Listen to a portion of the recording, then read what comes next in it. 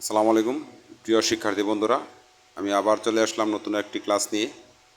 তো এখন আমরা ক্লাসটি শিখব, দুইটি বিক্রিয়া শিখব। একটি হচ্ছে সমানুকরণ বিক্রিয়া, আরেকটি হচ্ছে পলিমাকরণ বিক্রিয়া।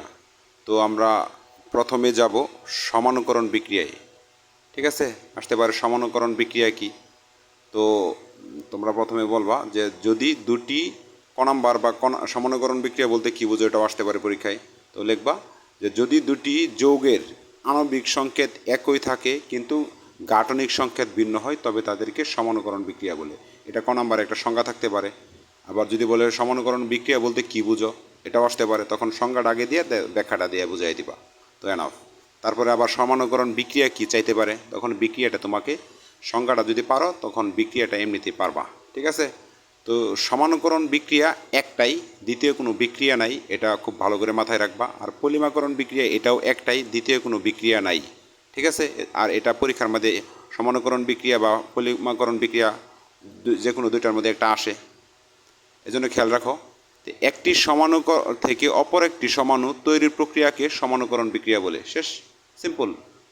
তো একটি সমাণু থেকে অপর একটি সমাণু মানে সমানুকরণ বিক্রিয়া এখানে যা এখানেও তাই, খেয়াল করো। কিন্তু এটা হচ্ছে অ্যামোনিয়াম সায়ানেট, আসতে পারে ক নম্বরের সংকেতের ভিতরে যে অ্যামোনিয়াম সাইটের সংকেত কি, এটা অ্যামোনিয়াম সংকেত কোনটা, এটা দেখো NH4CnO, এটা হচ্ছে অ্যামোনিয়াম সায়ানেটের সংকেত। এই অ্যামোনিয়াম সায়ানেটে তাপ দেওয়ার পর এই যে এটা তীর চিহ্ন, এটা বিক্রিয়ার তীর চিহ্ন। ঠিক আছে, বিক্রিয়া করে এটা হচ্ছে। তো অ্যামোনিয়াম সায়ানেটে তাপ দেওয়ার পর এটা কিসের সংকেত, অ্যামোনিয়াম সায়ানেট। এই অ্যামোনিয়াম এটাই হচ্ছে সমানুকরণ বিক্রিয়া। খেয়াল করো, একটি সমাণু থেকে অপর একটি সমাণু তৈরি করার প্রক্রিয়াকে সমানুকরণ বিক্রিয়া বলে। ক্লিয়ার।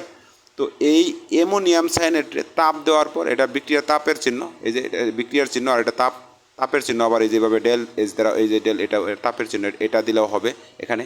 ঠিক আছে, এই চিহ্নটা আবার বাংলায় তাপ লিখলেও হবে। তো অ্যামোনিয়া সায়ানেটে তাপ দেওয়ার পরে ইউরিয়া উৎপন্ন হয়, এটা ইউরিয়ার সংকেত। ঠিক আছে, এটাই হচ্ছে কি পলিমাকরণ বিক্রিয়া। তো এটা তোমরা সহজে মুখস্থ করে নিতে পারবে। অ্যামোনিয়াম সায়ানেট NH4, এটা ভাঙার কিছুই নেই। মানে তাপ দেওয়ার পর, মনে করো তুমি ভাত রান্না করতেছো, ভাত রান্না করার পর প্রথমে চাল থাকে, পরে আস্তে আস্তে ভুঁইটা বড় হয়ে যায়। ঠিক আছে, এটা এটা তোমাকে বুঝতে হবে। তখন ভাতের চাউলগুলো বড় হয়ে ভাত হয়ে যায় ফুটার পরে, তখন এটা বোঝা যায়। ঠিক আছে, কিন্তু তুমি বুঝতে পারো, অনুভব করো এটা চাল থেকে ভাত হয়েছে। এরকম এই অ্যামোনিয়াম সায়ানেটে তাপ দিলে, তাপ দেওয়ার পর কি ইউরিয়া উৎপন্ন হয়েছে, এটাই হচ্ছে সমানুকরণ বিক্রিয়া পুরা রসায়ন বইয়ে। ঠিক আছে, একটাই বিক্রিয়া সমানুকরণ বিক্রিয়া, আর কোনো বিক্রিয়া নেই। আবারও বলছি আমি যে এটা ক নম্বরের অ্যামোনিয়াম সায়ানেটের সংকেতও চাইতে পারে। অ্যামোনিয়াম সায়ানেট বলতে কি বুঝো, সংজ্ঞাও চাইতে পারে। আবার ইউরিয়ার সংকেত কি, কোনটা, ঠিক আছে, এরকম চাইতে পারে। তো এটা ইউরিয়ারও সংকেত H2N, এই টানটা হচ্ছে বন্ড, CO মানে গ্লোবাল। ঠিক আছে, NH2। ক্লিয়ার। তো এটা হচ্ছে সমানুকরণ বিক্রিয়া, এটা মাথায় রাখবে। তো এখান থেকে নৈবিত্তিক ক নাম্বার অনেক প্রশ্ন থাকে, তোমরা একটু খেয়াল করে পড়ে নিবে। আর পলিমাকরণ বিক্রিয়া ক নাম্বারের প্রশ্ন থাকতে পারে, পলিমাকরণ বিক্রিয়া কি বলতে কি বুঝে তোমরা সংখ্যাটা পড়ে নিবে, আমি বিক্রিয়াটা তোমাদের বুঝিয়ে দিচ্ছি।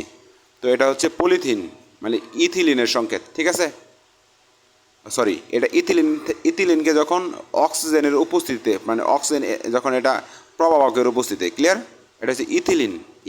ইথিলিনরে 200 ডিগ্রি সেলসিয়াস তাপমাত্রায় আসতে পারে। যখন পলিথিন উৎপন্ন করার সময় সেলসিয়াস কত ডিগ্রি সেলসিয়াস তাপমাত্রায় তাপ দেওয়া হয় তুমি বলবা বা লিখবা 200 ডিগ্রি সেলসিয়াস তাপমাত্রায়। আর 1200 ATM বায়ুচাপ, এটিএম মানে কি বায়ুচাপ, ক্লিয়ার, এটিএম মানে কি বায়ুচাপ, ক্লিয়ার। 1200 ATM মানে বায়ুচাপে অক্সিজেন প্রবাহকের উপস্থিতিতে আসতে পারে। পলিথিন যে উৎপন্ন হয় কোন প্রবাহকের উপস্থিতিতে তুমি বলবা কি, বা এখানে লেখা বিক্রিয়ার মাধ্যমে দেখাই দিবা যে অক্সিজেন প্রবাহকের উপস্থিতিতে পলিথিন উৎপন্ন হয়, এটা হচ্ছে পলিথিনের সংকেত। ক্লিয়ার। বন্ড এই যে ব্র্যাকেটের মাধ্যমে বোঝাতে, ব্র্যাকেট ছাড়াও বোঝাতে, বন্ড CH2 বন্ড, এখানে পলিথিন, এখানে অসংখ্য এন দ্বারা অসংখ্য সংখ্যা বোঝাতে পারে, যে কোনো সংখ্যা বোঝাতে পারে, এই জন্য এন বসায় রাখছে। এটা হচ্ছে পলিথিনের সংকেত। তাহলে আমরা মূলত পলিথিন পাই ইথিলিন থেকে। কি থেকে, ইথিলিন থেকে। 200 ডিগ্রি সেলসিয়াস তাপমাত্রা কমা 1200 ATM বায়ুচাপে, আর উপরে অক্সিজেনটা যদি নিচে দেবো আর এগুলো যদি উপরে, তাহলে কিন্তু হবে না। তো প্রভাবকের উপস্থিতিতে 200 ডিগ্রি সেলসিয়াস তাপমাত্রায় 1200 ATM বায়ুচাপে পলিথিন উৎপন্ন হয়। তাহলে আমরা শিখলাম ইথিলিন থেকে কি হয়, পলিথিন হয়। এটা হচ্ছে পলিথিনের সংকেত, এটা হচ্ছে কি ইথিলিনের সংকেত। তোমাদের পলিমাকরণ বিক্রিয়া একটাই, পরীক্ষা আসে বা আসবেই। ঠিক আছে।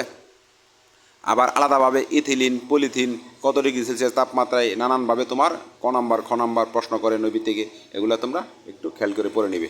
তো এখনও যারা চ্যানেলটি সাবস্ক্রাইব করো নাই, চ্যানেলটি সাবস্ক্রাইব করে রাখো। এই ধরনের ক্রিটিক্যাল সমস্যা আমার এই বিভিন্ন ক্লাসের মাধ্যমে তোমরা পেয়ে যাবে।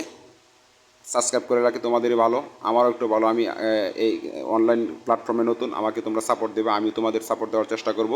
তোমরা আমাকে সাপোর্ট করলে আরও সুন্দর করে ক্লাসগুলো দেওয়ার চেষ্টা করব। তো ধন্যবাদ সবাইকে, আসসালামু আলাইকুম।